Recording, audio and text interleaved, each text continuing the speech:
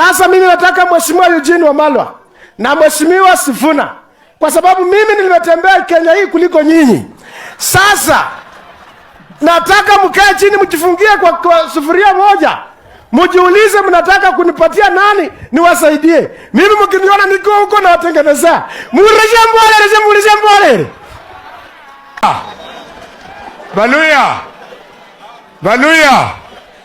Unasikia hii mchezo yenye unaona kijana Salasi anasema Edwin Wamalwa, Edwin Sifuna wakae kwa room na Eugene Wamalwa wasikizane.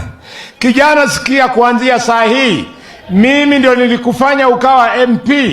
Ulikuwa unapigwa kama kuku na Washiali na Malala. Sikia vizuri. There will be no meeting ya kuzungumza mambo nani atakuwa rais kati ya Eugene Wamalwa na Sifuna. Wamalwa kuja uzungumze, ukubali kwamba Eugene wewe uko nyuma ya Sifuna, wote tumuunge mkono. This is how we want to run our country.